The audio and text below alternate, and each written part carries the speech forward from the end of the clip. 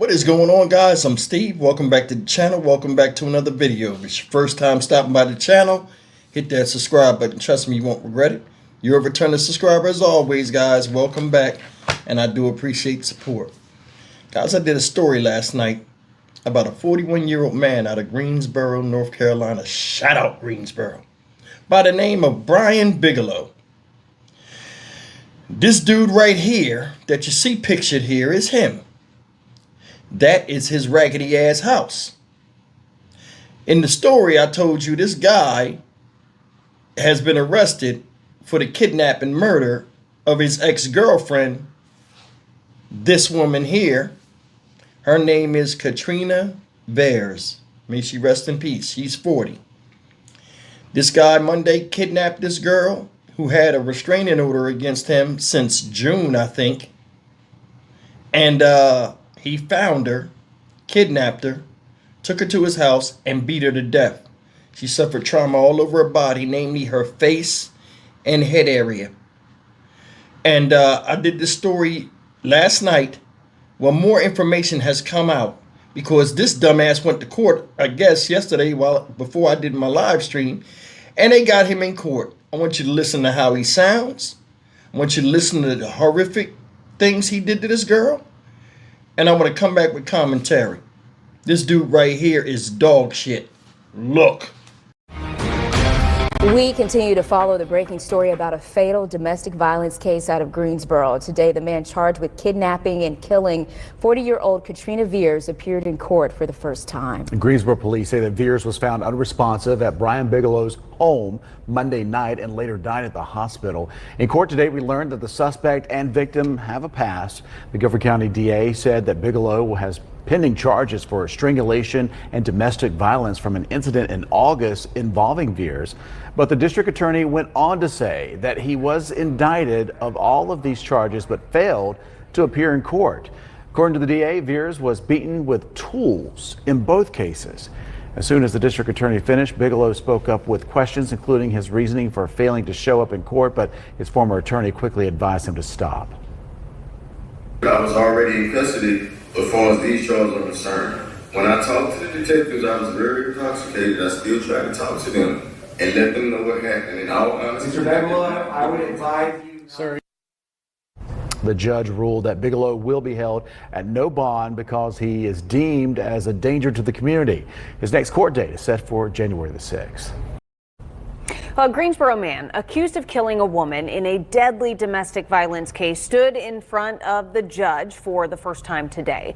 In court, the district attorney painted a violent relationship between the two. The DA says 3 months ago, Brian Bigelow was charged with domestic violence. Officers accused him of strangling Katrina Veers, and on Monday, officers found Veers unresponsive at Bigelow's house. She later died at the hospital. Fox 8's Ho Jung Roo was in court today. Ho Jung, obviously a lot of history here. What else did you learn? Yeah, Neil, well, according to the Guilford County District Attorney, she says during an interview with Bigelow, he admitted to fighting with Katrina Veers on Monday, hitting her with his hands, kicking her, and using wooden boards. Brian Bigelow sat silently when a judge told him how serious the charges before him are. Charged with one count of first-degree murder. That is an offense that carries a potential maximum sentence of the death penalty or life without parole. You are also charged with one count of kidnapping. That is an offense that carries a potential maximum sentence of 19 years in prison. He's accused of kidnapping and killing 40-year-old Katrina Veers on Monday. We know at some point the two were dating because of a different set of charges against Bigelow from August 22nd. The court documents say Bigelow was in a dating relationship with Veers at the time. In that August incident, he's accused of strangling and beating Veers. The allegations are that not only did he strangle her, but that he had used a bamboo stick, and she had injuries about her body from that.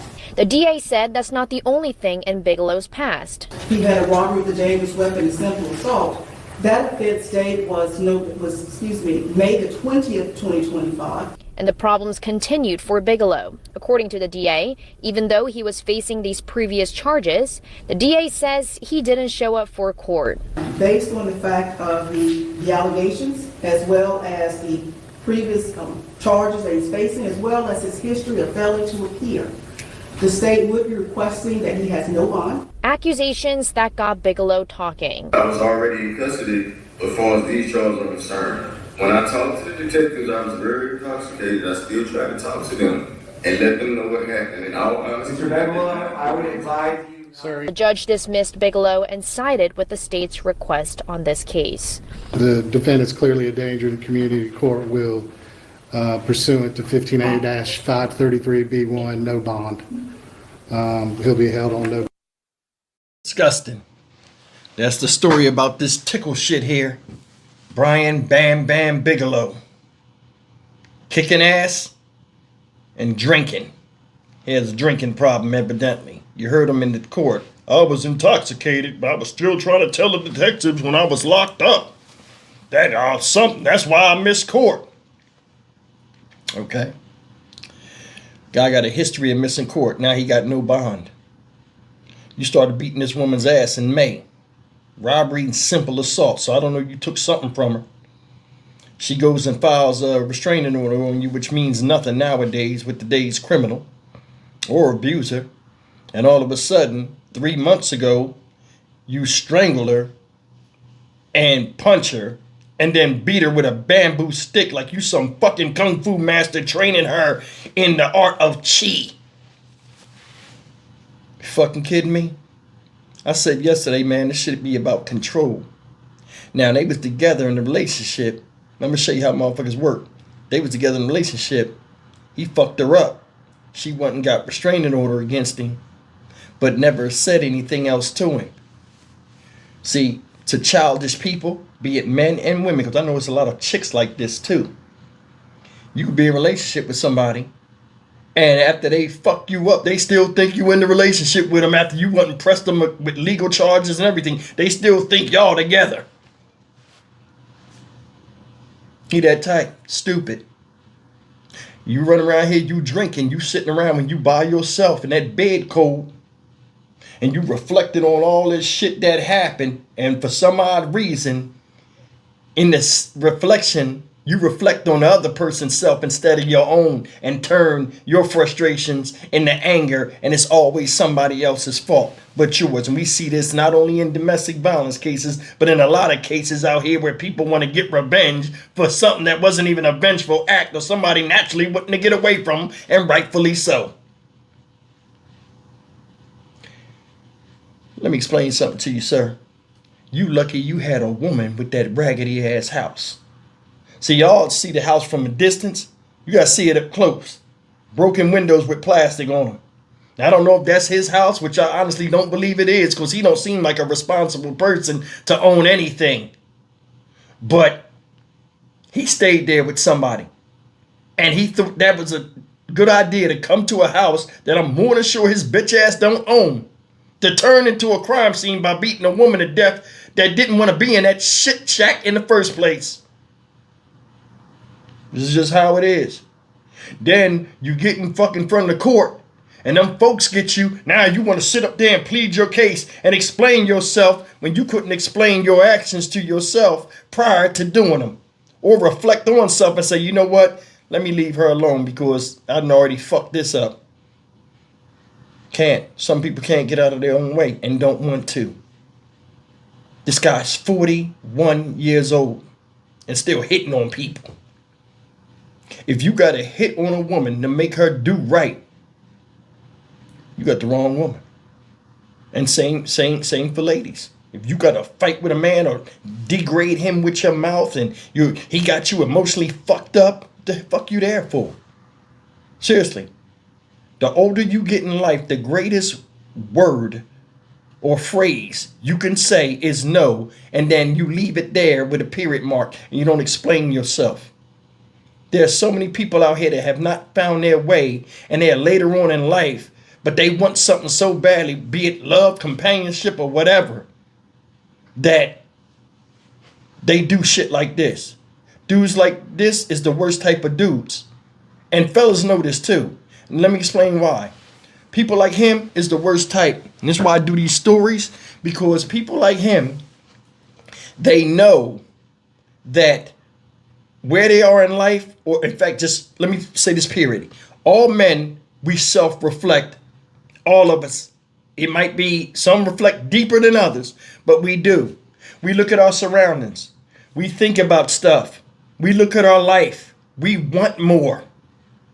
But a lot of times, some people can't get past the why they don't have shit and what they to what they need to do to get shit.